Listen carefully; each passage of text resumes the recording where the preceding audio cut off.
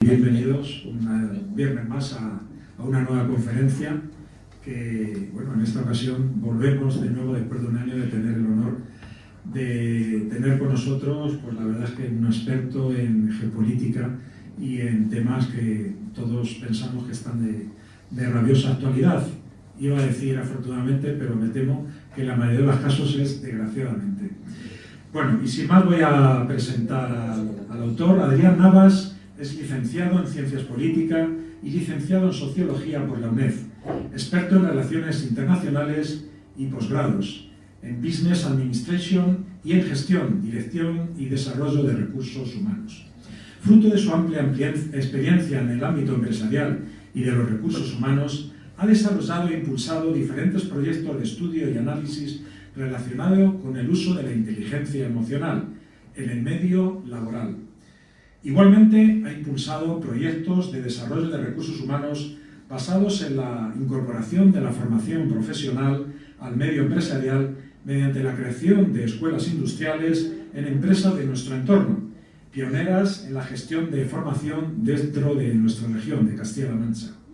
En definitiva, Adrián Navas es un directivo con más de 25 años de experiencia en compañías multisectoriales, tecnológicas, industriales, en diferentes posiciones clave, y ha contribuido significativamente a la consecución de objetivos de desarrollo organizativo, crecimiento empresarial y rentabilidad de las mismas, bien desde su posición de especialista en recursos humanos e inteligencia emocional, o bien desde posiciones de alta dirección ejecutiva como CEO, director general.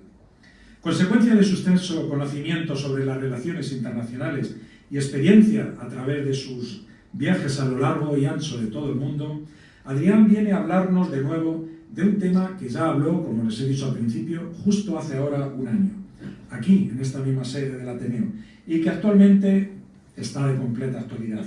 Evidentemente, la palabra geopolítica está hoy en boca de todos, o todos hemos oído hablar de ella en los diferentes medios de comunicación.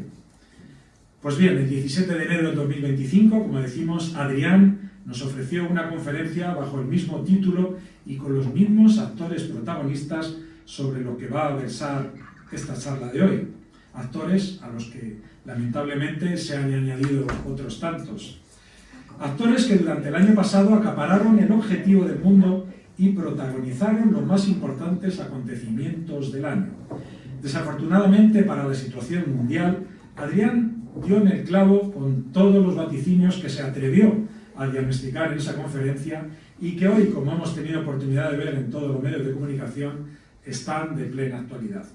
Es por ello que vuelve hoy a impartir una nueva conferencia que, como continuación de la celebrada entonces, hago aquí un pequeño paréntesis y recomendamos a todo el mundo que quiera visualizarla, lo puede hacer a través de los canales de comunicación, de YouTube y otros canales de difusión, pone de nuevo el foco en los grandes conflictos y situaciones que lamentablemente asolan a nuestro mundo.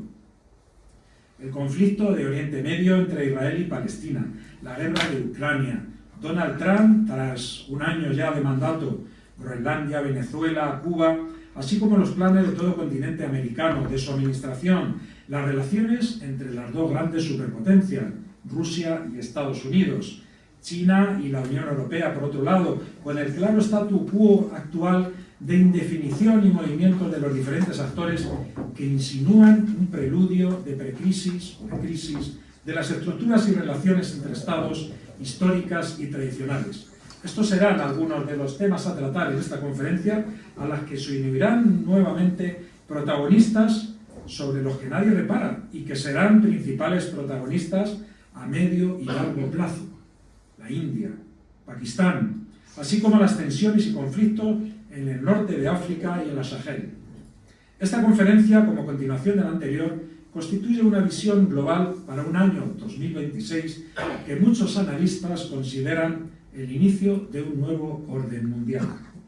Adrián pretende enfatizar que la presente conferencia no pretende ser un conglomerado de postulados dogmáticos, sino ofrecer una visión clara sobre el juego de fuerzas y poder que actualmente se está produciendo en el mundo, y sobre todo ofrecer los ingredientes necesarios para que todos y cada uno de nosotros, y eso es muy importante, pensemos y reflexionemos sobre el cambio de paradigma que estamos viendo y que conduce de forma inexorable hacia un nuevo estado de las cosas en el mundo.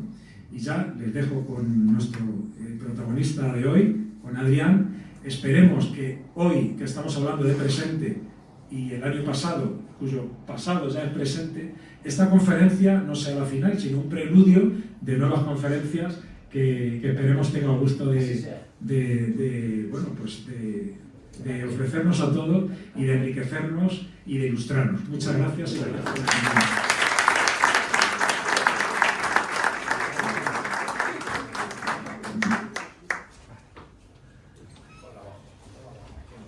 la ustedes me pueden escuchar bien, ¿no? Entiendo que ustedes escuchan bien. Buenas noches, es un placer estar aquí de nuevo. Yo siempre que vengo a la Ateneo estoy en casa, así que estoy muy halagado de que todo el Ateneo pues, me haya llamado, decirme, oye, Daniel, bueno, pues, tú que dijiste hace un año estas cosas, pues parece que muchas de ellas o la mayoría se han cumplido. Pues, ¿por qué no haces otra conferencia? Bien, yo por mí encantado. Yo encantado porque es un tema que me apasiona, es un tema muy interesante y de lo que se trata es de pasar un buen rato donde ustedes también puedan discernir y que se lleven en esta conferencia una visión panorámica de lo que está aconteciendo. Antes se me van a permitir una pequeña y humilde licencia personal. Bueno, yo el 17 de enero del año pasado yo estuve aquí, como bien ha dicho nuestro compañero, impartiendo una conferencia sobre geopolítica, justo 3 días antes de que interviniera quirúrgicamente a mi mujer. Mi mujer siempre viene conmigo a todos lados, pero en esa conferencia, justo hace un año, pues justo 3 días antes, 3 días antes se celebró la conferencia, 3 días después, bueno, mi mujer tenía que intervenir de un tumor en la cabeza. Amigo mío, ojalá tu señora te dure toda la vida. Muchas gracias, muchas gracias, muchas gracias. Bueno, entonces yo para mí, permítanme la pequeña licencia y humilde licencia que le dedique esta conferencia a mi mujer, a ella, que me acompaña.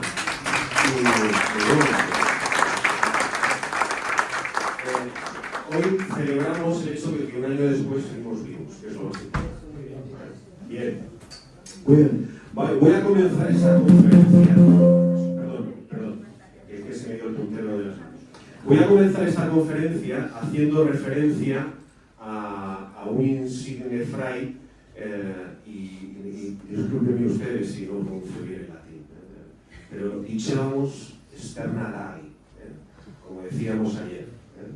Como decía don Fray Misterio, como decíamos ayer, ¿no? Es un buen comienzo para tener esta conferencia, ¿no?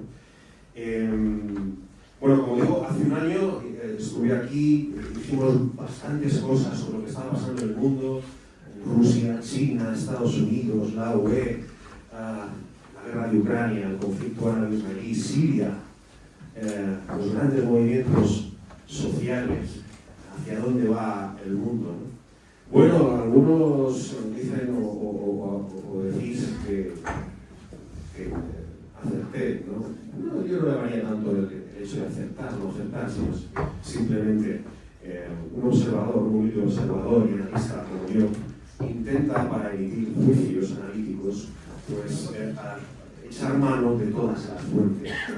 Cuando digo de todas las fuentes, es decir, todas las fuentes, ¿no?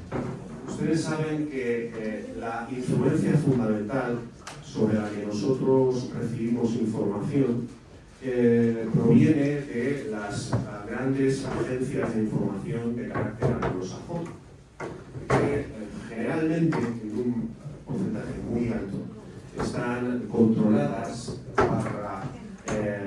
condicionadas en sus líneas editoriales por el comunismo. Yo lo que digo fundamentalmente, lo que pretendo hacer, yo creo que esto ya no suena, ¿no? Sí. No importa, existe plan B. Existe plan B. Y si no lo hago viva voz. Ustedes me oyen perfectamente si yo levanto su poco la voz. Bien, perfecto. No hay ningún problema. Entonces, lo que yo les quería decir es que todas estas agencias de noticias de calada corriente wokista pues inundan el espectro informativo no solo de nuestro país, sino de Europa y del mundo en general, el mundo occidental, de lo que yo denomino democracias judio-cristianas contemporáneas. Estamos hablando de Europa, estamos hablando del continente americano fundamentalmente. Entonces, claro, yo siempre digo que para tener una visión panorámica de las cosas hay que echar mano de todas las fuentes, de todas las corrientes de pensamiento. Yo podría hablarles de Reuters, CNN, NBC, el Washington Post, el New York Times, como corrientes con un claro enfoque neoliberal progresista, pero ¿por qué no hablar de Sputnik o Yuhuan o cualquier otra corriente de información o agencia de información rusa o asiática? Quiero decir que solo con eso, con escuchar, oír o ver noticieros de una sola corriente, no nos haremos una visión global de lo que está pasando en el mundo. Yo siempre digo lo mismo, es decir, es como alguien que ve solo Antena 3 Intereconomía y a 13, pues solo tendrá una idea sesgada de lo que es el mundo, una visión muy parcial de lo que es la realidad. ¿Por qué no puede ver la Sexta, la 4 y otra que a ustedes se les ocurra de corriente contraria o de línea de editorial diferente, ¿no? Y lo mismo digo con las personas que solo ven la Sexta, la 4 o leen El País. Pues oigan ustedes, también vean El Mundo o La Vanguardia o lean los noticieros de internet que circulan a rienda suelta por la red.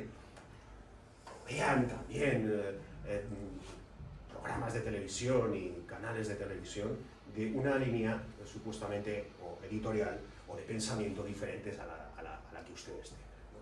Entonces, todo eso nos podrá dar una idea mucho más global, mucho más real de lo que está pasando en el mundo, ¿vale?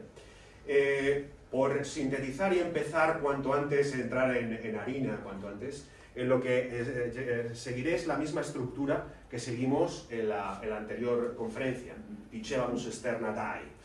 Hablaremos del conflicto árabe-israelí, hablaremos de Irán. Hemos sustituido a Siria por Irán, aunque de Siria les traigo una fotografía muy ilustrativa, que confirma lo que yo estoy diciendo ahora mismo en este preámbulo.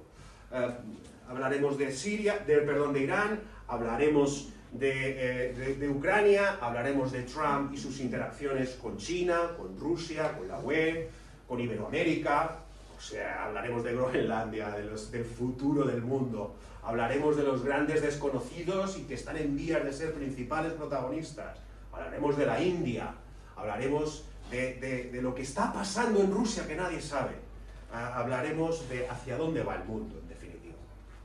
No pretendo ser adivino. Yo lo único que pretendo es darles unas claves de lo que se va a desencadenar en los próximos meses, o incluso ya en las próximas semanas. ¿Okay? Bien. El conflicto árabe-israelí, o el conflicto Israel-Hamás, o el conflicto palestino-israelí, llamen ustedes como quieran. Siempre que hablo de esto, siempre lo digo, me produce cierto desasosiego porque estoy en el fino alambre entre si digo algo pro-israelí, ser un sionista fascista repugnante, o si digo algo pro-palestino, pues soy un perro flauta comunista repugnante, ¿entienden? Bueno, siempre es complicado, cuando uno habla de temas de este tipo, de esta índole, siempre es complicado mostrarse objetivo. Lo intentaré, ¿no? Pero al hablar del conflicto árabe-israelí, me gustaría dejar claro antes una cosa. Yo en la anterior, dichábamos Externaray, en la anterior conferencia, fui uno de los primeros, hablamos del 17 de enero del 2025. Casi nadie empezó a hablar de eso, a hablar de eso ni a oír hablar de eso. Yo dije que lo que estaba pasando, lo que estaba ocurriendo en Israel era un genocidio colonial. Yo creo que fui una de las primeras personas que habló de genocidio cuando habló de este conflicto. Pero debo de hacer una puntualización. Y no lo digo yo, también lo dice la UE. Cuando hablamos de genocidio en el conflicto árabe-israelí, en modo alguno queremos decir que en Israel está siendo un estado genocida con el pueblo palestino. Genocidio, es decir, la acción continuada destinada a exterminar una colectividad por razones de raza, religión, etnia, política o nacionalidad, no se da en este caso. No lo digo yo, lo dice la UE. ¿Qué es lo que se da? Y por eso la catalogué como genocidio colonial. Se da una modificación sustancial demográfica, es decir, lo que está intentando Israel, el gobierno de Israel, es modificar demográficamente los territorios ocupados de Gaza y Cisjordania, por un lado, y además de eso, se están produciendo movimientos de colonización por desplazamiento, es decir, están desplazando a los dueños ilegítimos propietarios de esas tierras para promover la proliferación de asentamientos, de manera que se erradique en asentamientos a la población de ese lugar. Evidentemente, cuando hablamos de genocidio, estamos intentando identificar de genocida el origen del Estado y de la cultura que sufrió el genocidio más atroz de la historia, que es el nazismo. O sea, estamos intentando identificar a los israelíes con nazis, es absurdo, no cabe en ninguna cabeza humana. Pero sí es cierto puntualizar que aunque se da genocidio en Gaza, es un genocidio de tipo colonial, con esas dos premisas fundamentales, no genocidio en el estricto término de la palabra. Y tampoco lo digo yo, lo dice la UE. Esto sí que me gustaría reflejarlo. ¿Qué es lo que está pasando en el conflicto actualmente? Bien, el conflicto ahora mismo está atravesando una fase de indefinición fundamentada por un alto el fuego que los dos bandos incumplen sistemáticamente.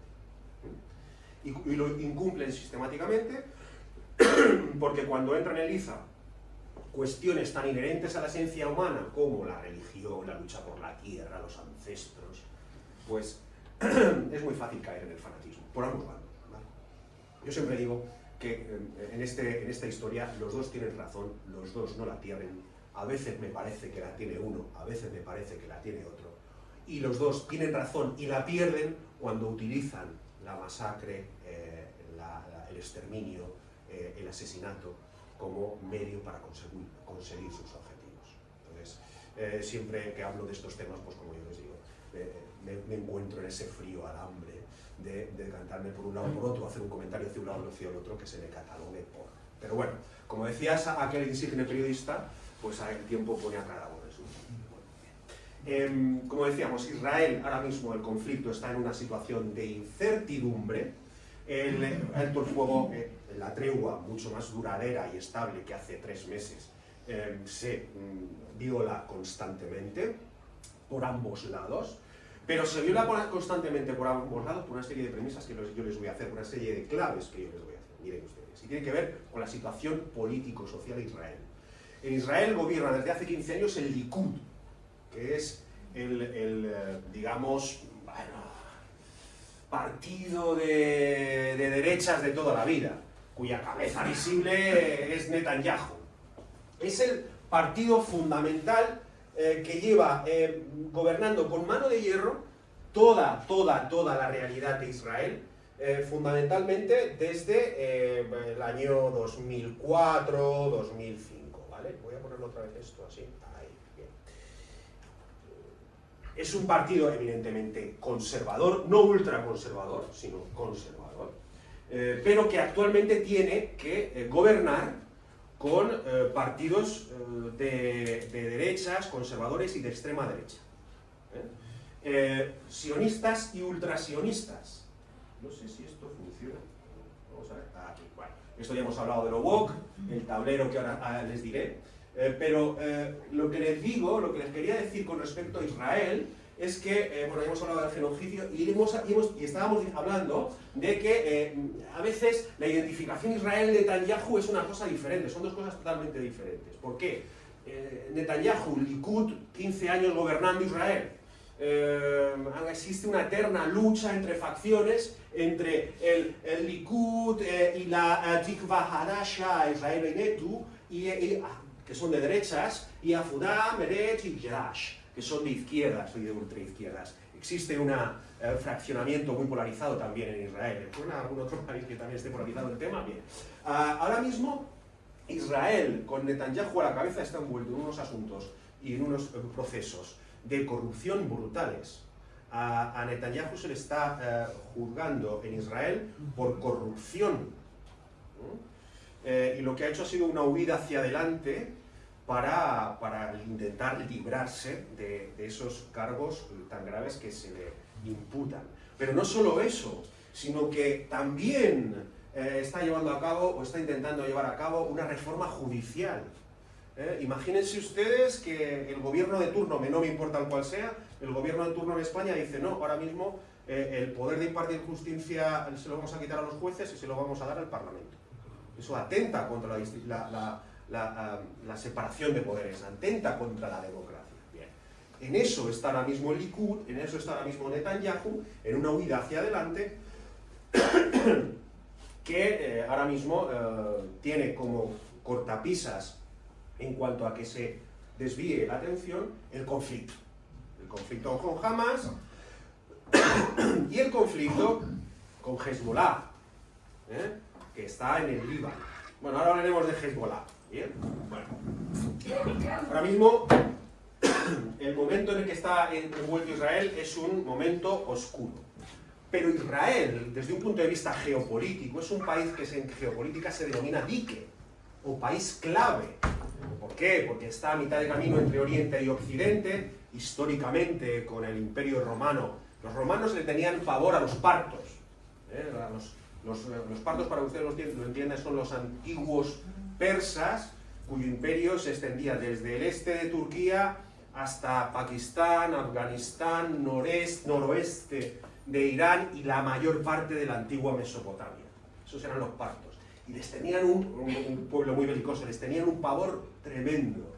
Y utilizaban la zona de Israel y Judea como dique para frenar la cometida parta. Pero es que además, con la invasión del califato omeya en el siglo VII, también desde esa toma de los omeyas en el siglo VII por Jerusalén, lo toman los omeyas hasta la toma cruzada del 1099, también era un país clave porque estaba a medio camino entre Oriente y Occidente y la ruta de la sede de las especias, pues tenían ahí un puesto fundamental, estratégico, geográfico, estratégico, a la hora de controlar el tráfico comercial, ¿verdad? Cuando los otomanos en el siglo XVI toman la zona, pues evidentemente se transforma en una provincia del Imperio Otomano. ¿Ok? Hasta ahí estamos.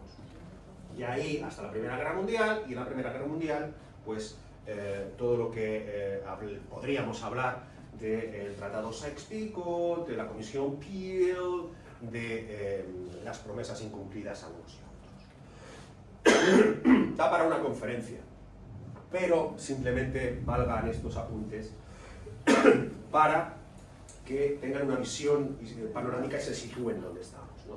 Entonces, Israel, una visión estratégica, una posición geográfica estratégica fundamental. Ahora mismo está utilizada por las grandes potencias y por los grandes aliados como Estados Unidos para moverse estratégicamente de cara a lo que ya veremos en cuanto al gran plan de rusos, gran plan de chinos y gran plan de americanos, pero es una situación la que se está viviendo en Israel que se fundamenta en una única cosa, en que quien está sufriendo es el pueblo palestino y el pueblo israelí. Van ya por 80.000 muertos. Y no va a tener fin a corto plazo. Y les digo por qué no va a tener fin a corto plazo. Porque, vuelvo a repetir, Netanyahu está envuelto en escándalos de corrupción. Netanyahu está envuelto en una reforma judicial que no sabemos si va a salir. El pueblo, el 75% de la ciudadanía israelí está en contra de las políticas de Netanyahu. El 45% quiere elecciones ya, no en octubre del 26 de este año, cuando se producirán. Conclusión, el conflicto debe seguir para desviar la atención digamos, mitigar el descenso de popularidad y el descenso de apoyo que tiene ahora mismo el Likud en la sociedad israelí. Por eso, no se extrañen ustedes si una vez que se ha logrado el alto el fuego en Gaza, que ya está destruida, que ya no hay nada que destruir, pero ya está destruida, pues se desplace el foco hacia el Líbano para que continúen las operaciones militares en el Líbano y, por supuesto, en Irán. Pero después de Gaza vendrá el Líbano. De hecho, si ustedes han escuchado alguna noticia al respecto, podrán haber advertido cómo ya Israel está empezando a construir un muro, igual que el de los territorios ocupados, en el sur del Líbano para impedir las incursiones de Hezbollah, que como ustedes saben, pues opera desde el Líbano con financiación iraní.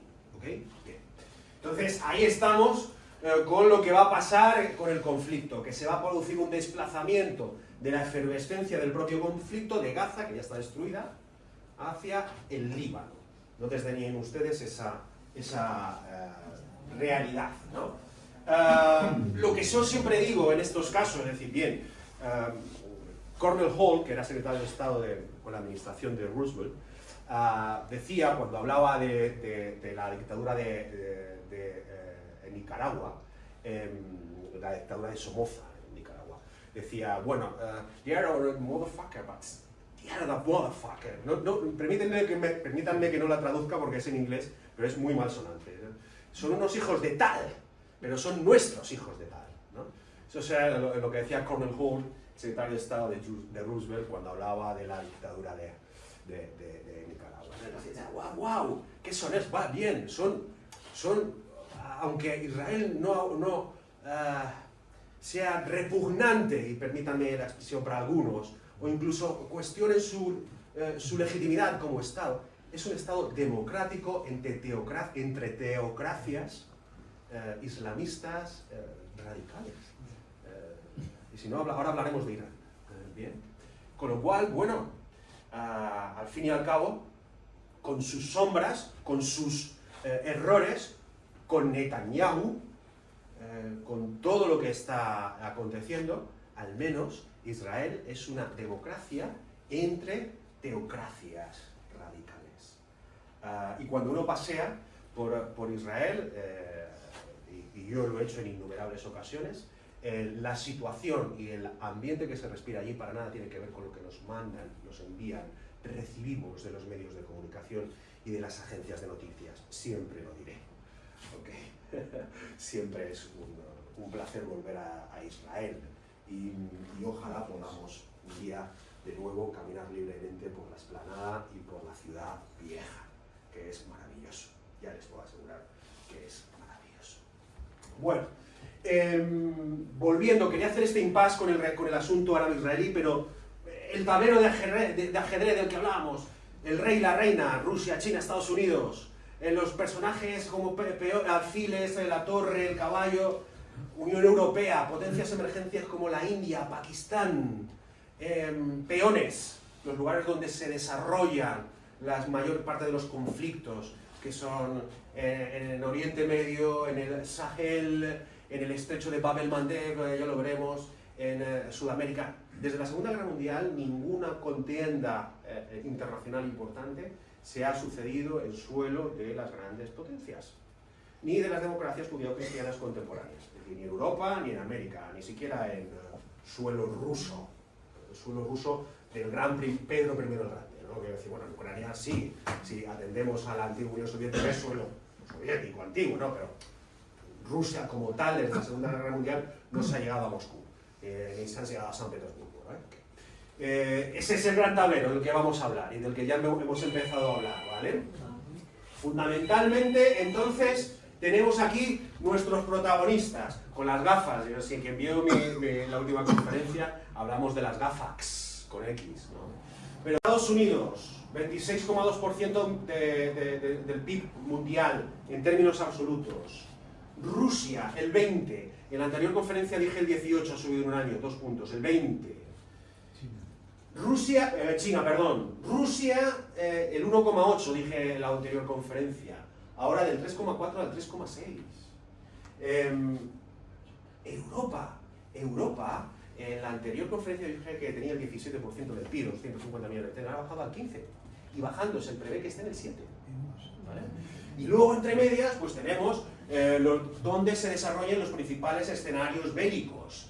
Pues en el estrecho de Bab el-Mandeb, aquí, en el estrecho de Bab el-Mandeb, en el Sahel, Sudán, Chad, Níger, Mali, Costa de Marfil, todo esto es el Sahel, donde están las principales corrientes y mafias de tráfico de seres humanos, de tráfico de minerales, de tráfico de materiales preciosos, de tráfico de droga entre Oriente y Occidente, están aquí, en toda esta franja de África. Y luego tenemos pues, los grandes países emergentes, como la India, 1.600 millones de personas, 1.600 millones de personas la India, más que China, China 1.400. Y lo que está pasando, lo que está aconteciendo en el continente americano, Centroamérica, Sudamérica, con aquí el gran amo del cotarro, que es Estados Unidos. Y luego por medio tenemos las gafas. ¿Qué eran las gafas?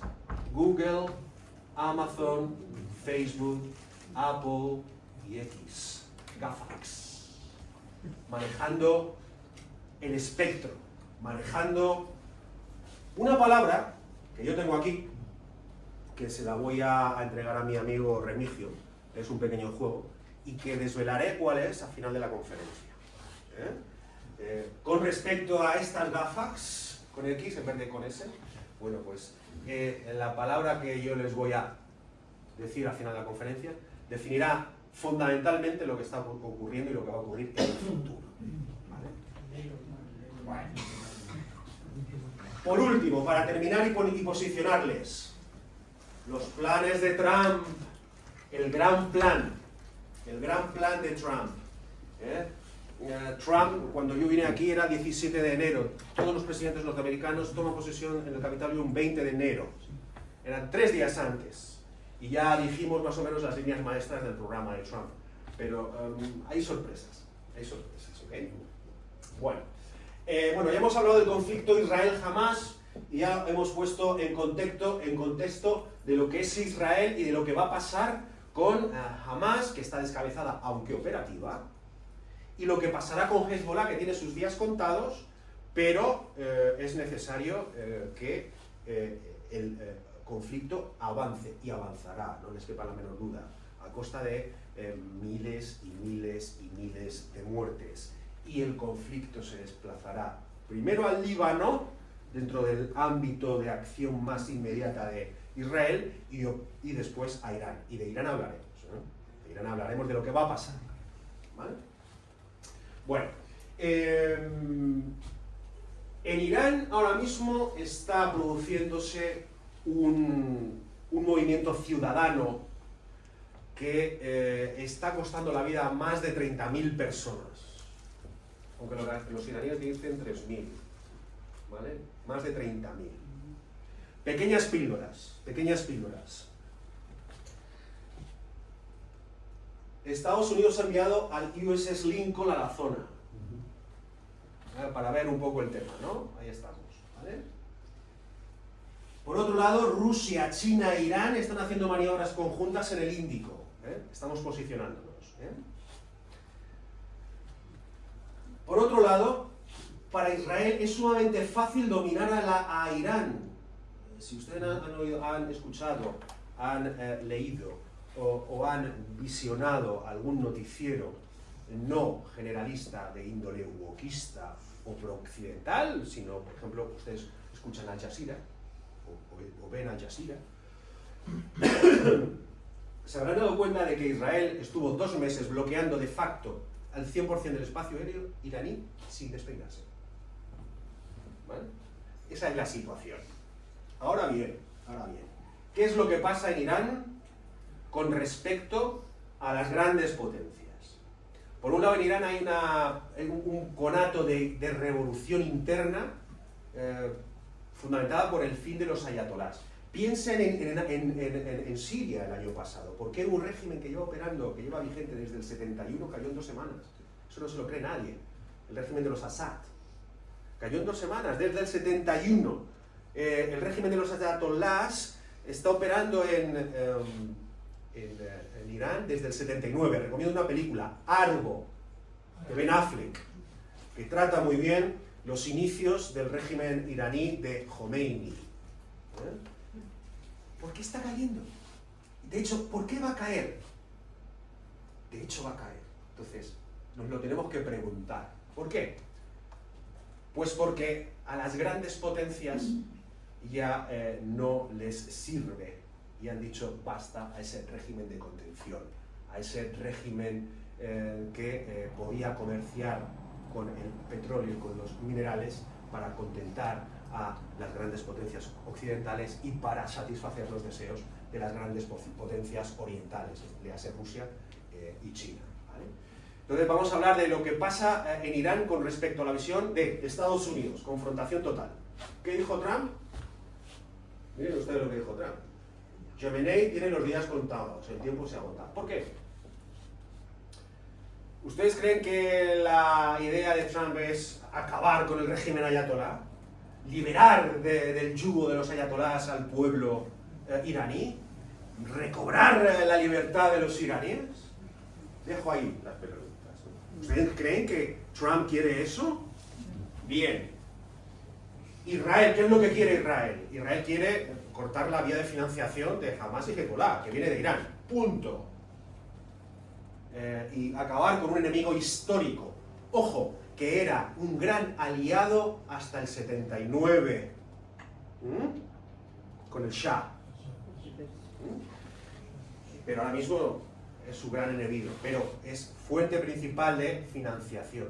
Ya consiguió cortar las fuentes principales de financiación por parte de los Emiratos del Golfo Pérsico y de Arabia Saudí a través de los pactos de Abraham. Ustedes habrán oído hablar de los pactos de Abraham. Los pactos de Abraham son unos pactos que se sucedieron, promulgaron en el 2023, pero que de repente a partir del 7 de octubre del 2023 dejaron de tener efecto. No, los pactos de Abraham siguen vigentes, están vigentes aunque no firmados.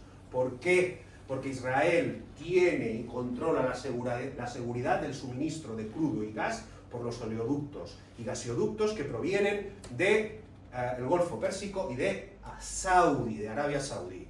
La seguridad depende de los israelíes. El estrecho de Tirán, la seguridad depende de los israelíes. El estrecho de Bab el-Mandeb, ¿qué es esto? Que es el estrecho que separa Yemen de Somalia, Djibouti y Eritrea, a nivel seguridad, está ya controlado por los israelíes.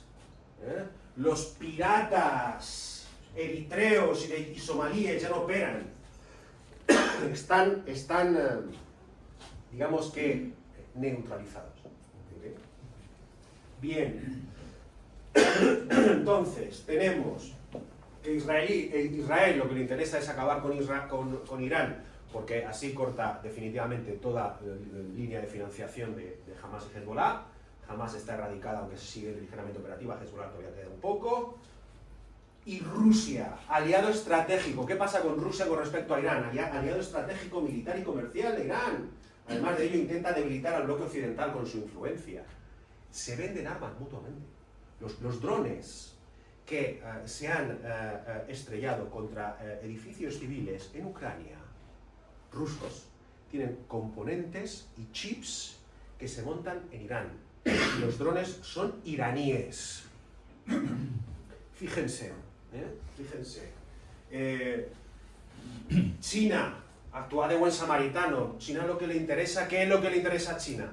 Los minerales de Irán, el petróleo de Irán, el segundo país en producción de barriles de petróleo, el segundo país en reservas petrolíferas, gran cantidad de minerales, oro, cobre, zinc, coltán, uno de los 5 mayores países mayores reservas de minerales estratégicos, minerales tecnológicos que se utilizan para la tecnología.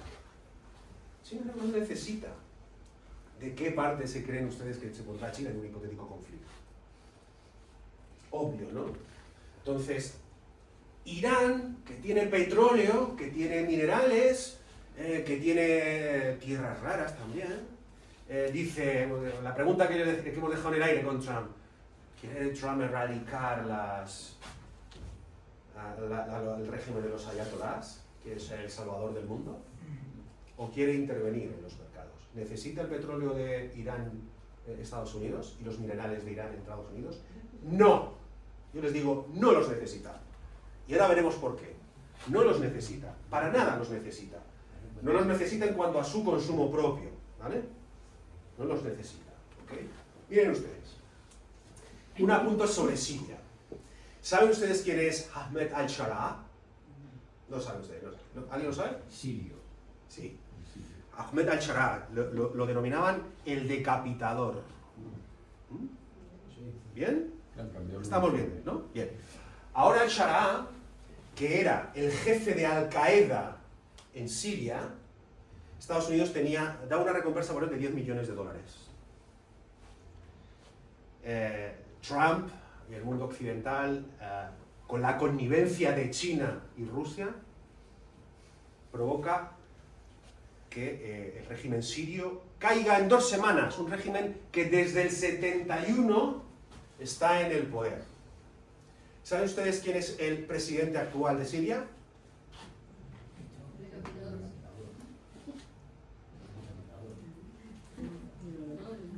A jugar y a divertirse, a jugar y a divertirse, a jugar y a divertirse. No es ninguna foto fake, es hace algunas semanas.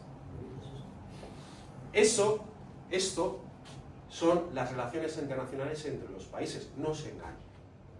No se engañen. Siguiente paso, guerra de Ucrania. ¿Qué es lo que dijimos? Diciamo esterna dai. Fray Luis de León, ¿qué es lo que decíamos? Que a medio o largo plazo, hace un año, no se atisbaba el final de la guerra. Ahora, sí. Sí. ¿Por qué? Rusia ya tiene lo que quiere, que es su salida al mar y su influencia sobre Crimea y su estatus de superpotencia en la zona, su salida al Mar Negro y por su consiguiente la gran ruta comercial del centro, de la que ahora hablaremos. La gran ruta comercial central, la principal, donde circula el 90% del comercio mundial. Rusia ya lo ha conseguido. El patio de recreo y de experimentación de Rusia ha sido Ucrania, señores. Rusia ya tiene lo que quiere. Absolutamente todo. Estados Unidos ya tiene lo que quiere. La deuda actual de Ucrania con Estados Unidos son $80 billones, que es una deuda impagable. ¿Cómo se la va a pagar? Con tierras raras, con gas natural, con minerales, con cereales. ¿Para qué? ¿Para consumo propio? No. No. Ténganlo en la cabeza. ¿Para qué querrá todo eso Trump? ¿Okay? Europa ha tenido grandes contratos, pero paga la energía más cara. Y los minerales más caros y todo más caro. Es decir, nosotros los pobres europeos somos los pagafantas de todo este asunto. Y ahora les voy a poner una fotografía que no me he resistido a no incluir. O sea, me encanta ponerla porque si a muchos de ustedes son de por aquí y conocen a personas de por aquí, en la fotografía quizás identifiquen a alguien muy cercano de esta zona. ¿Vale? Vamos a hacer otro juego y así un poco sabemos de que bueno, este hombre está contándonos un rollo increíble y hagámoslo más ameno. ¿Okay? Bien, vamos a ver. Entonces, ¿qué falta por saber con Zelensky? Miren ustedes, yo me libre, yo a este hombre le deseo todo lo mejor del mundo. Pero no se extrañen, y digo, no se extrañen si Zelensky tiene un accidente de avión o tiene un problema de salud, o a lo mejor se va a un país paradisíaco para disfrutar de su gran fortuna, como la fortuna que tiene el gobierno, su gobierno que está lleno de házaros. Házaros son los judíos del este. Entonces, eso es lo que puede pasar. No se extrañe si Zelensky, pues, sus padres viven en Tel Aviv. ¿Okay? No se extrañe si Zelensky, pues, le entra un patatús repentino, le da un ataque al corazón al hombre, o bueno, tiene un accidente de avión como el comandante de las tropas Wagner rusas. Dios no me libre, pero no se extrañe si pasa eso, ¿ok? Entonces, por Ucrania, es simplemente, pues, es falta ver quién se va a repartir el pastel. Europa se lo está repartiendo, Rusia es su campo de pruebas militares, China, pues, 3/4 de lo mismo, enviaron tropas de Corea del Norte. China también está haciendo lo que puede, pues, llevándose y esquilmando el país, como se lo han esquilmado el gobierno de Zelensky. Miren ustedes esta foto. ¿Alguien conoce a alguien de por aquí? Este es el presidente Pedro Sánchez, este es Zelensky, este es el CEO de la principal empresa armamentística ucraniana. ¿Alguien conoce a alguien más de la foto?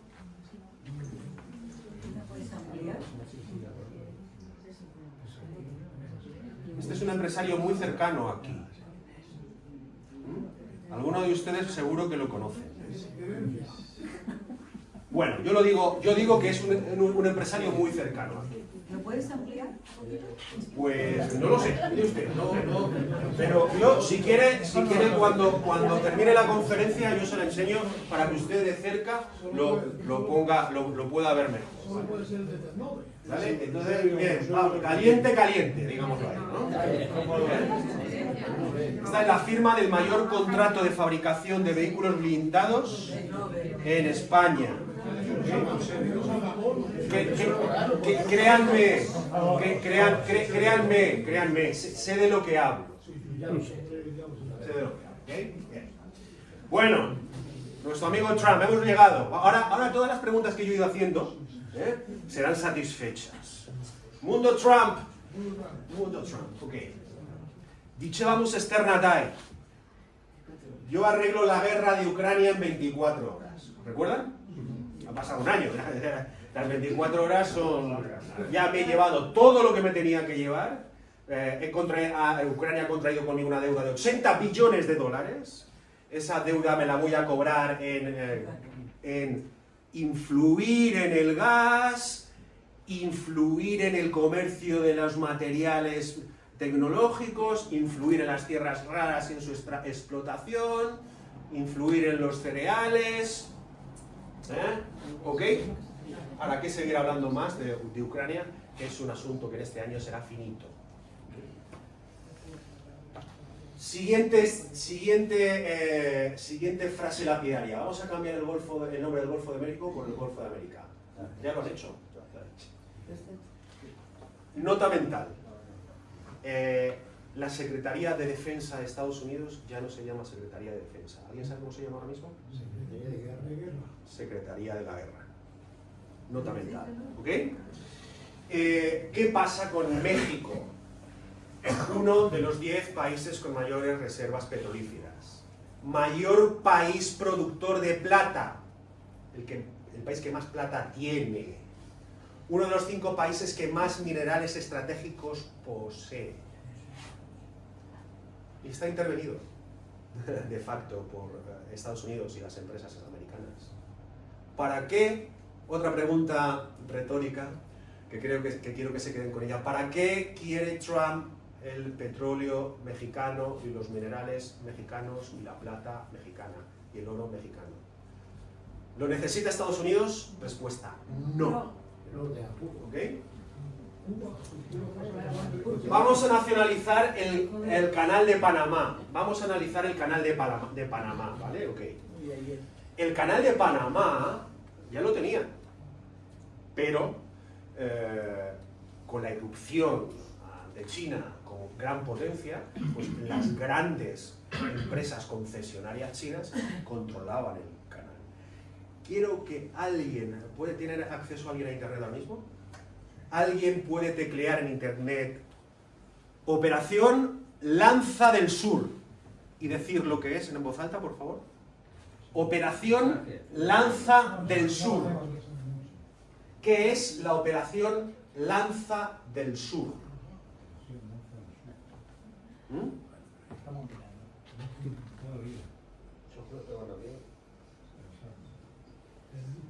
No es fácil, pero se puede encontrar. Campaña militar liderada por el Comando Sur de los Estados Unidos para combatir el narcotráfico y crimen organizado en el hemisferio occidental. ¿Quieren saber lo que es realmente la Operación Lanza del Sur? La Operación Lanza del Sur es una operación fundamentalmente en la sombra, una OP negra, una Black OP de los servicios de inteligencia de Estados Unidos para desplazar comercialmente a China del continente americano. Nota mental, lo pueden ver en internet, el USS Roosevelt, que es el portaaviones más avanzado del mundo, y lo dejo en interrogación porque ahora hablaremos de otro bichito muy interesante, el USS Roosevelt, zarpó hace un par de semanas hacia el Pacífico, hacia el jardín de China. Se están intensificando las operaciones militares en el Mar Caribe. ¿Con qué objetivo? Operación Lanza del Sur. Desplazar a China. Lo que ocurre es que esos noticieros nos dicen, no, vamos a luchar contra el narcotráfico, vamos a luchar contra las bandas organizadas y narcotráfico en Venezuela, en el Mar Caribe, en Petro tiene los días contados como un espabile. ¿Bien? No. La Operación Lanza del Sur es una operación destinada a desplazar a las concesiones, a las grandes concesionarias chinas del cortijo de Estados Unidos, que no es otro que Iberoamérica. ¿Okay? Bueno, este es muy bonito, ustedes lo saben, ¿no? Groenlandia, vamos a hablar de Groenlandia. Vamos a hablar de Groenlandia. ¿Qué pasa con Groenlandia? Bueno, miren ustedes, Groenlandia, Islandia, y aquí entre medias, entre las Islas Británicas e Islandia, están unas islas maravillosas que se llaman Islas Feroe. ¿Se acuerdan? Bueno, esta va a ser, en 10-15 años, este trocito de agua va a ser más importante que el estrecho de Bab el-Mandeb, el Golfo Pérsico, el estrecho de Tirán y el canal de Suez. 15-20 años. Va a ser el futuro de la gran ruta comercial nórdica. Pasará por aquí, bajará por aquí y entroncará con el canal de Panamá. Esos son los grandes planes de Trump. Groenlandia, sí, reservas petrolíferas. No mucho, pero sí reservas petrolíferas. ¿Minerales? Sí, no mucho, pero minerales. ¿Y ustedes creen que Trump quiere apoderarse de Groenlandia por sus minerales y por su petróleo? No. Bien. No. ¿Hace falta a Estados Unidos los minerales y los petróleos de Groenlandia? No.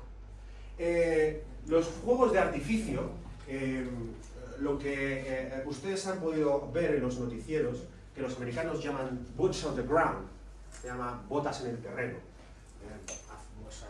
Los daneses han llevado allí tropas, yo creo que también franceses. Es absurdo. Ambos países pertenecen a la OTAN está dominada por Estados Unidos. Es una mentira más de las que nos están diciendo.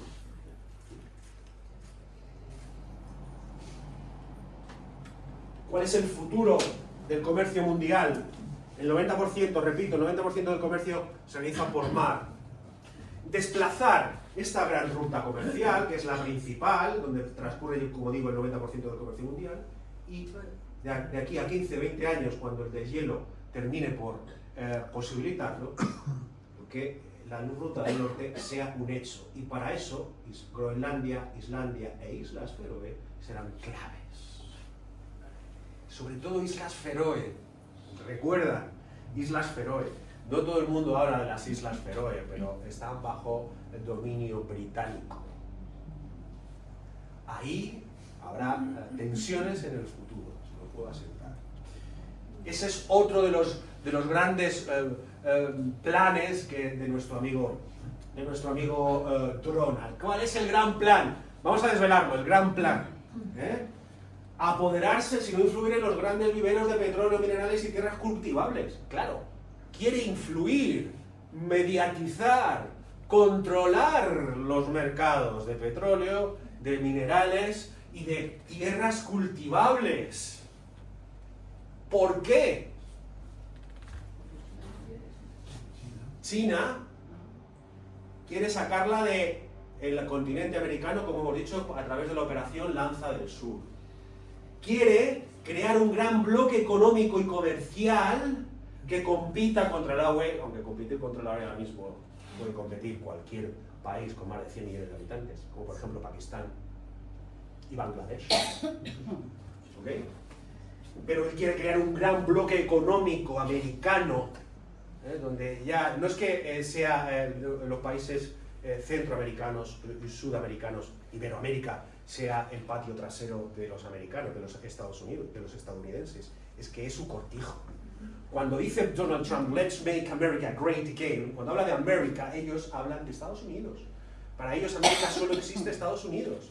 O sea, ni Canadá, ni Iberoamérica les importa nada, ni Alaska. Let's make America great again es vamos a hacer otra vez de nuevo grande América. Que por cierto es un eslogan de los años 80 de cuando accedió a la presidencia Ronald Reagan. No ha inventado nada Trump. Por cierto, eran famosas las cuartillas en los años 80 de Ronald Reagan, que era un presidente que era incapaz de emitir una frase por propia iniciativa. Todo se lo tenían sus scripters, todo se lo tenían escrito. Eran famosas sus cuartillas. ¿Okay? No como curiosidad. Entonces, ese es el gran plan. El gran plan es que quiere influir en los mercados para desplazar a China, porque la gran leona que estaba esperando a su presa ya ha despertado, que era Estados Unidos. Vemos como China estaba tomando posiciones increíbles, se estaba erigiendo en una gran potencia, y dijimos en la anterior conferencia que estaba letargada. Bueno, pues ya está. La leona ya se ha dedicado a intentar cazar a su presa. Y para eso está operando en el Golfo de México. México ya lo tiene mediatizado para aprovecharse del comercio de materiales preciosos, de minerales, de tierras raras, de tierras cultivables. Venezuela. ¿Ustedes creen que Maduro era el adalid del narcotráfico cuando decían, bueno, ya se ha acabado Maduro, ya elecciones libres en Venezuela, la libertad ha venido a Venezuela? Han puesto a una títere, que es Delcy Rodríguez, para que en un periodo de tiempo más o menos considerable sean capaces los estadounidenses de influir y mediatizar y apropiarse del comercio de un país que es el que tiene las mayores reservas petrolíferas del planeta, la mayor concentración de barriles de petróleo almacenados del mundo, 300.000 millones de barriles. Es la quinta potencia de reservas de coltán inexplotadas. Uno de los 4 países con mayores reservas minerales estratégicas inexplotadas por el régimen tirano de Maduro. ¿Y ustedes creen que lo necesitan los americanos? No. ¿Para qué lo necesitan? He ahí el gran plan. Para influir en los mercados, para que China no se los lleve. Y ahora veremos qué está haciendo China. ¿Ven cómo el guión se va cumpliendo? Entonces, el guión se va cumpliendo.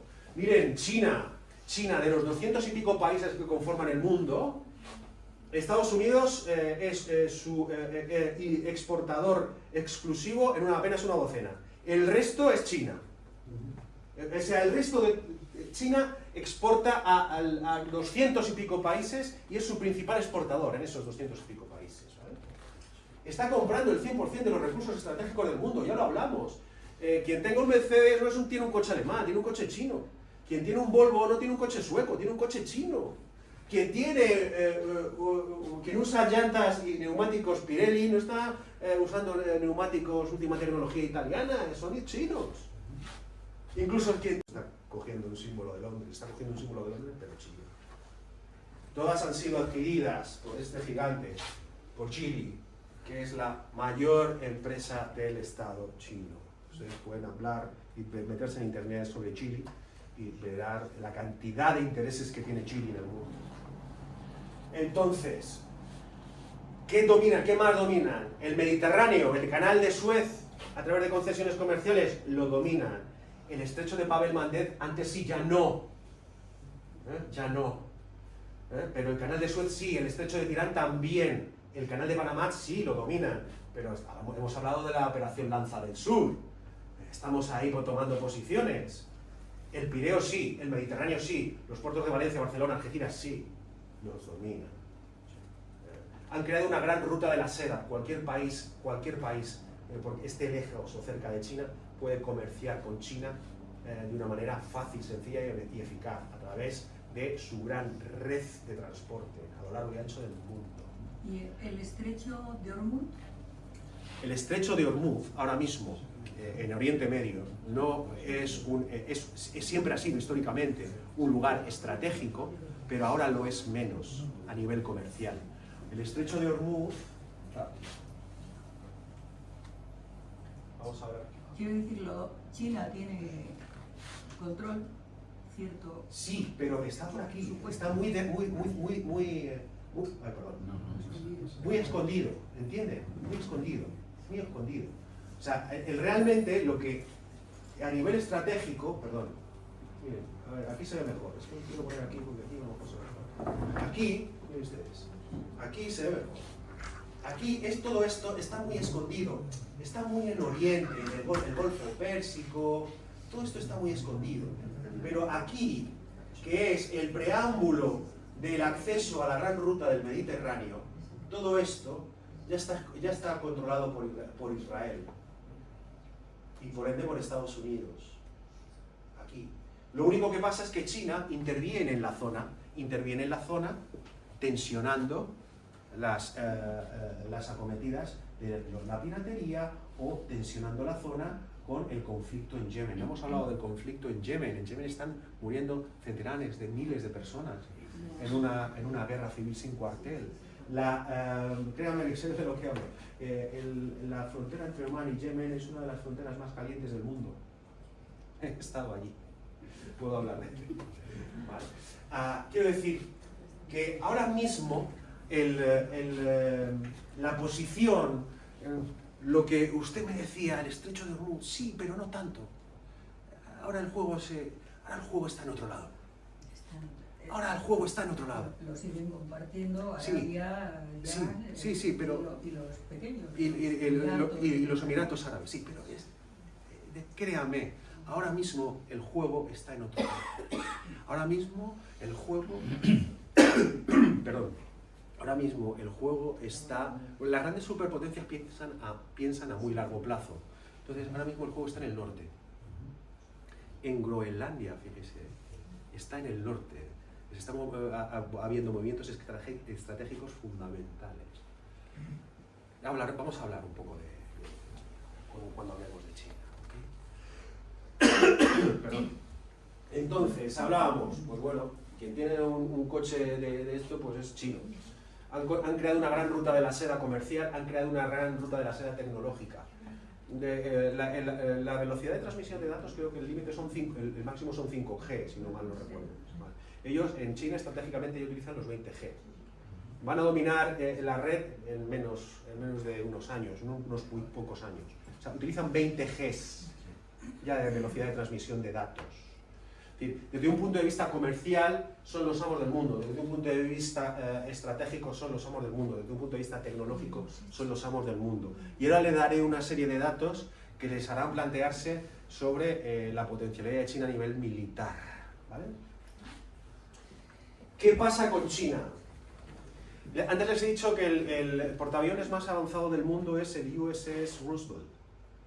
Bueno, pues China ha creado un portaaviones cuyas rampas de lanzamiento son electromagnéticas, que es el Fujian. El Fujian, señores, señoras, es el portaaviones más avanzado del mundo. Han creado armamento y material de combate cuyos sistemas de guiado y cuya tecnología se basa en la tecnología cuántica.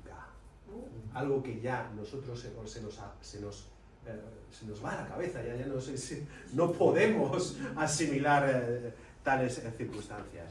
Van 50 años por delante del mundo occidental. Está a unos pocos metros, si no ya los ha rebasado, de Estados Unidos y de Rusia en cuanto al almacenamiento de ojivas nucleares. Tiene ojivas nucleares por castigo. Nadie lo sabe.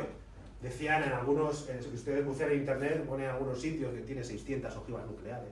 Está aumentando su arsenal atómico del orden de 100 unidades al año. Para hacer 100 bombas atómicas al año, tienen que crear agua pesada en cantidades industriales y tener una tecnología de alto nivel para hacer eso. Es una brutalidad.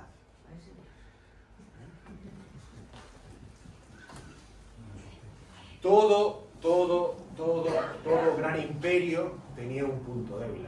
En la antigua Roma tenía la paz romana y tenía algunos enemigos irreconciliables como los partos, por ejemplo. Rusia y Estados Unidos, la Unión Soviética y Estados Unidos, su némesis. ¿Cuál es el punto débil de China? China tiene 1.400 millones de habitantes, es decir, el 20% de la población mundial, pero solo tiene el 10%, y siendo generosos, de tierras cultivables, 10% de tierras cultivables del planeta y 6% de recursos hídricos. Necesita alimentos para comer y agua para beber. ¿De dónde los coge? De los mercados. Está comprando cantidades ingentes de tierras en Sudamérica, sobre todo en Chile y Argentina. Y está influyendo en los países que antes habíamos hablado que tienen materiales estratégicos, minerales estratégicos. Claro, eso Estados Unidos lo ha visto y ha dicho, voy a por ti, voy a influir en los mercados para que fastidiarte. Esa es la gran guerra mundial que estamos viviendo. Miren ustedes, es la gran guerra mundial que estamos. No estamos hablando de que mueran miles y millones de personas, que también lo hacen a través de los grandes conflictos. Pero la gran guerra mundial que estamos viviendo es una guerra comercial donde ya Estados Unidos está interviniendo en los mercados, y si ustedes han visto lo que yo les acabo de decir de los grandes movimientos en Venezuela, en México, en Colombia, en Ucrania, lo que están haciendo en Groenlandia es intervenir en los mercados en cuanto a petróleo, minerales y minerales estratégicos y tierras raras, y intervenir geográficamente en el mundo para apoderarse del futuro, y el futuro será la gran ruta comercial del norte. Eso es lo que está haciendo Mr. Trump, nuestro amigo Trump. Eso es lo que está haciendo. Claro, todo el mundo se piensa que Trump es un paleto que no sabe nada. Es absurdo, es un insulto a la inteligencia. Trump es lo que dicen en Estados Unidos, y perdónenme los anglicismos porque muchas veces me pierden, pero es un real estater, es decir, un tipo que se ha hecho rico con los bienes raíces. Es un Jesús Gil a lo bestia, si se me permite la expresión. ¿Vale? Utiliza a Estados Unidos como si utilizara una de sus grandes empresas. Se me ha ido ya el eje americano. ¿Sí? Bueno, pero no es tonto. Es la cabeza visible de una gran maquinaria y de un poder omnímodo. No escuchen los noticieros no oficiales, no escuchen solo, no digo no escuchen solo la CNN o la NBC, o no lean solo el Post o el Times, el New York Times. Hablen, escuchen, oigan otras emisoras de otras corrientes diferentes a lo que propugna la doctrina neoliberal progresista, o lo que se denomina vulgarmente como wokismo. Estados Unidos está, como gran imperio histórico, dando sus últimos estertores. Le quedan décadas, pero va a morir matando. Muere matando en relación a todos los movimientos que yo les acabo de reflejar. Rusia. Cualquier avezado neófito y advenedizo diría que es un país aislado. ¿Ustedes dirían que Rusia es un país aislado? Ok.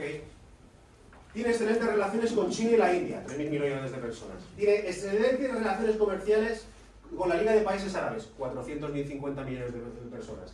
Tiene grandes relaciones comerciales con Pakistán, 260 millones de personas. Tiene excelentes relaciones comerciales con Bangladesh, 180 millones de personas.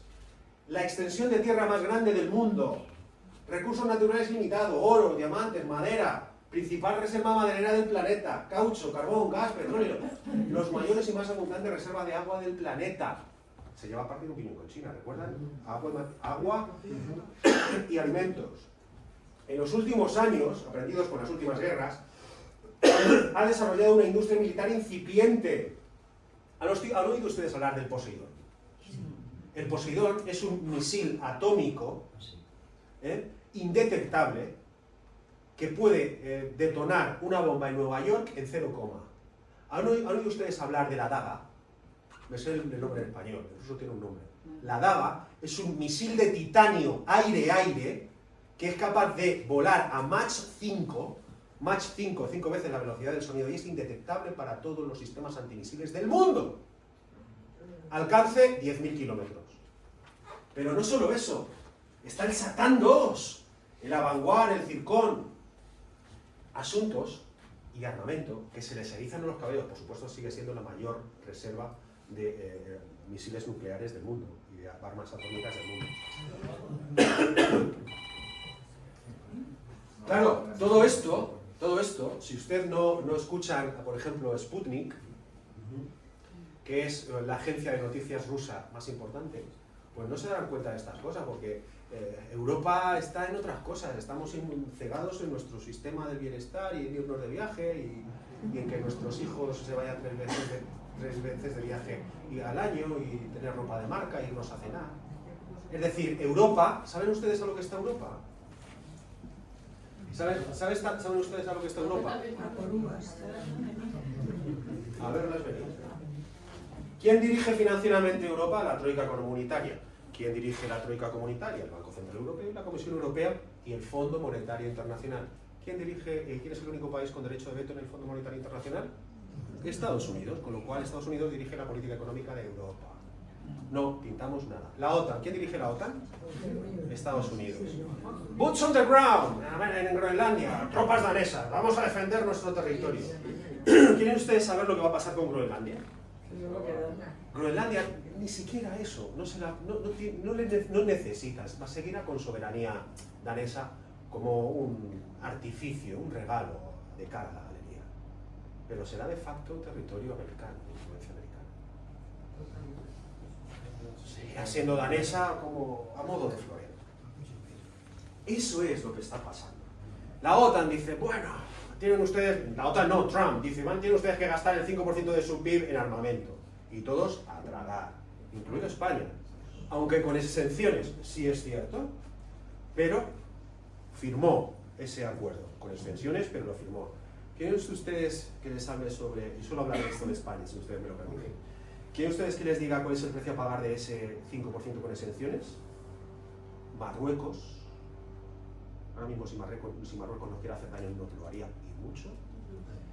El estrecho, el Sahel, y el tráfico de personas, de materias preciosas, de droga que pasa a través del estrecho, para hacernos daño. Ceuta y Melilla. Madre, ¿ustedes creen que Ceuta y Melilla correrían suerte, lucharíamos por ellas y ganaríamos en un caso hipotético? Piensen en eso. He puesto aquí el simbolito del ahorcado, porque estamos guillotinados. ¿Qué hay del futuro? Bueno, ya vamos terminando, ya es que ya es tarde, bueno, este tío ya, vamos, ya es tarde. Yo creo que un poco, ya tiene la mente un poco más global. ¿Qué es el futuro? ¿Qué el futuro? ¿Qué tenemos del futuro? Pues esta es la diapo con la que yo terminé la última conferencia de hace un año. O sea, tenemos el movimiento 15M en el 2011, el wokismo que surge en el 2010, las grandes corrientes neoliberales, progresistas, auspiciadas por este señor, ¿vale?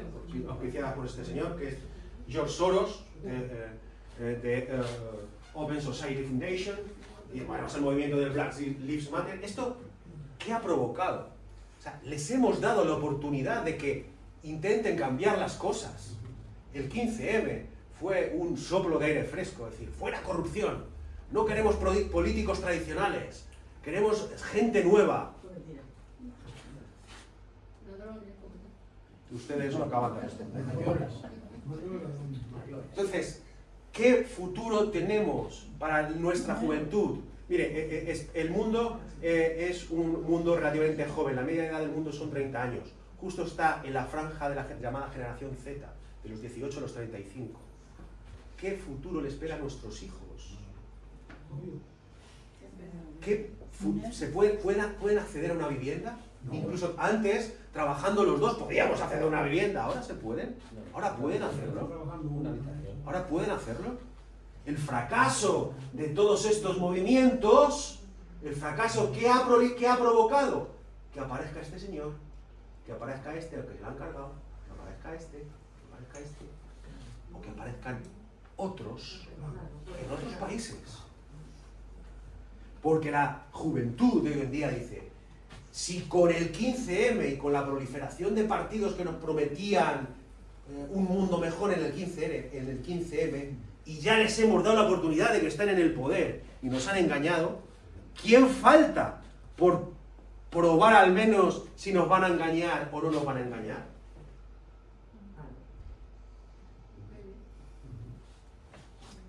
Eso es el futuro. Y por último, las gafas. Miren ustedes, Google, Amazon, Facebook, Apple, X. Hace 10 siglos estábamos en manos de los grandes señores feudales. ¿Vale? Hace 10 siglos estábamos en manos de los grandes señores feudales. Remigio.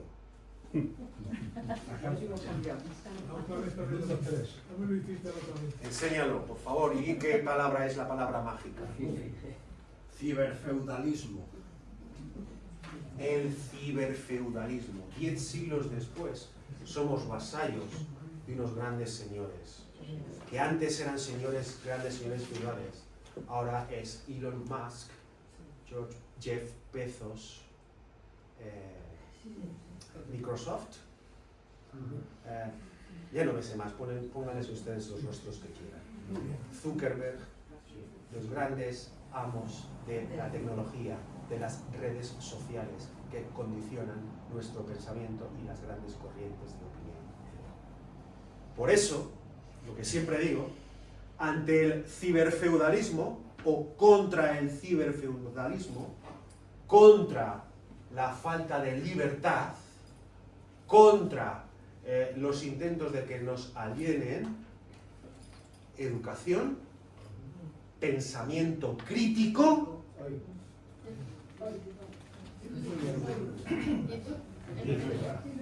muchas gracias.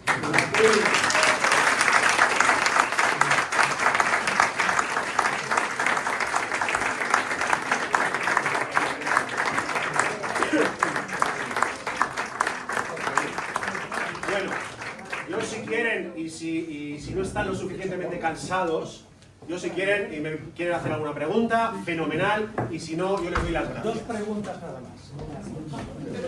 Dos preguntas nada más. A ver, ¿quién quiere preguntar? ¿Uno?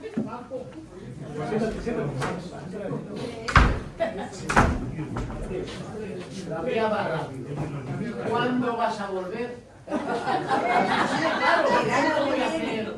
¿Cuándo vas a volver? ¿Cuándo no vas a hablar del patio interior Marruecos-España?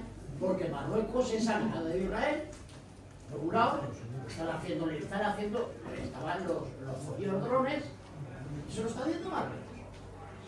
Estados Unidos, Marruecos, es otra. Estados Unidos, Marruecos, Israel, Okay. Argelia, Alright. Libia, ¿Ok? China, Rusia. Bien. Ese es el bloque. Canarias ya la hemos perdido. Si es que alguien no ha firmado ya, como firmaron en tiempos el Sáhara, porque ninguna potencia no lo ha hecho muy bien. Quien domina los mares domina el mundo. Y desde el año 75 no se podía consentir que hubiese una España que dominaba el estrecho, no solamente por arriba, sino que no bajamos todos los kilómetros del Sáhara español y Canarias. Eso lo mediatizó, y también nuestra transición fue mediatizada por Estados Unidos. Sé muy difícil, sería largo de contar, pero teorías hay. Lo de menos es el grande. No, que cuando viene y que nos centres Marruecos versus España, España versus Marruecos. A ver, yo puedo responder esta pregunta. Desde un punto de vista geopolítico, imagínense que el mundo es una gran superproducción de cine. Están los actores principales, están los personajes, los actores secundarios y actrices secundarias, están los protagonistas, los actores secundarios, los actores de reparto y luego están los strippers. Estados Unidos, España, en la geopolítica mundial no llegamos ni a extras. ¿Vale? Okay. Pero ustedes me van a permitir que en España hay muchos analistas, tanto de uno como de otro corriente. Y simplemente yo les puedo decir que ahora mismo España ni pinta nada, ni pintará nada en el futuro. Geográficamente, geoestratégicamente, hemos perdido todo poder de influencia, como por ejemplo podría haber sido el hecho de acercarnos a Estados Unidos o a Israel. Pero estamos ahora mismo en las antípodas. Pero no porque ideológicamente estén en consonancia con nosotros, sino porque Estados Unidos e Israel controlan lo que usted muy bien ha dicho, que es Marruecos, que es el país, el estado clave del paso de todo ese tráfico de personas, de seres humanos, de droga y de minerales y de piedras preciosas a través del estrecho de Gibraltar. Con lo cual, pues, solo nos queda rezar. En España, vender sol, vacaciones y pisos en la playa. Somos ya la provincia del norte de Marruecos. Pregunta dos, Toti. Siguiente pregunta. Sí, dígame. Siguiente, dígame, sí, señora, dígame. Yo quería preguntar qué influencia tiene el lobby israelí en la guerra que se desarrolla o que se está desarrollando entre Israel y Palestina. Total. Ya lo tuvo en la Primera Guerra Mundial, por eso entró Estados Unidos en la Primera Guerra Mundial, ya lo tuvo en la Segunda, por eso entró Estados Unidos en la Segunda Guerra Mundial, ya lo tuvo en la Guerra del 48, en la Guerra de la Independencia israelí. El lobby judío domina, Estados Unidos domina el mundo, y ahora mismo el lobby judío, que es lo mismo que decir el sionismo, ojo, el sionismo político, que no ideológico, religioso, pues yo sí les digo que los propios ultraortodoxos judíos, hay ultraortodoxos judíos que no reconocen el Estado de Israel y dirán, ustedes, pero que este tío está diciendo una... Mire ustedes, para la fundación del Estado de Israel sobre la tierra solo la puede fundar el Mesías. Con lo cual, ningún ultraortodoxo judío va a admitir un Estado de Israel no fundado por ningún Mesías, por nadie que no sea un Mesías. Y no veo yo a Netanyahu con barba y greñas, ¿no? ¿Okay? Con lo cual, ahora mismo, lo que está haciendo Israel está fundamentado no solo por el lobby judío, que es su aliado histórico, el aliado histórico de Israel, el lobby judío norteamericano, sino que yo sí le digo que en que en Israel tienen el centro tecnológico más avanzado del mundo, que haría palidecer a Silicon Valley. Es decir, Silicon Valley es una escuela de cerebritos comparado a lo que hay en el Negev. Créanme, es que estaba allí. Es decir, el Negev es el centro de desarrollo tecnológico más importante del mundo. Ahora mismo Israel tiene ojivas nucleares que no se sabe cuántas hay. Les he dicho un dato tremendo. Han bloqueado el espacio aéreo iraní 2 meses sin inmutarse. ¿Cuál es el punto débil de Israel? Su propia ideología. Es decir, si por ejemplo para un judío mostrar un cadáver es síntoma de impureza, ustedes no han visto ningún cadáver correspondiente al 7 de octubre del 2023, porque para un judío está prohibido exhibir sus muertos. Con lo cual, eso, junto con otras cosas más, les han llevado a perder el relato internacional. No digo que sean los buenos, ni que sean los malos. Digo que tienen perdido el relato de la opinión pública internacional. Pero el poder omnívodo del lobby judío en Israel es tan ancestral como Weizmann, que es uno de los fundadores del protoestado de Israel. Una última pregunta y terminamos. Dos más. No, una última pregunta. Yo encantado. ¿Cuándo viene? Si es temprano. Dígame. Yo veo que Trump, que ha hecho una buena acción con liberar a los asesinos de Venezuela, y ahora va por los asesinos de Cuba. Y yo creo que jamás es la que manda en Palestina. Sí. Y son terroristas. Así que todo lo que combata a los terroristas, bienvenido sea. Sí, señor. ¿Crees que, tal como bien ha dicho él, va a terminar dominando él a todos los demás? Lo va a intentar y tiene un plan. Una cosa es ser un fanfarrón y decir, bueno, yo te puedo, yo tal. Y otra cosa es decir, voy a hacer esto porque tengo un plan. Ya lo vimos el año pasado y lo está desarrollando. ¿Que lo hará? No lo sabemos, pero bajo la estratagema del narcotráfico ha depuesto a Maduro en Venezuela, depondrá a Petro. Por cierto, nota mental, ¿saben ustedes con quién se ha reunido Trump esta semana? Con Petro. Gustavo, y Ha soltado Lo ha hecho con Petro, lo está haciendo con Maduro, lo hará con México y lo hará con Yemenei. Si Yemenei no se pliega a los dictados de Trump, lo hará con Yemenei. Con lo cual, ¿es tan fanfarrón como para cumplir lo que dice? No es fanfarronería, es que tiene un plan. muy bien. Gracias. Muchas gracias, Adrián, como siempre, a la gente del Tajuelo.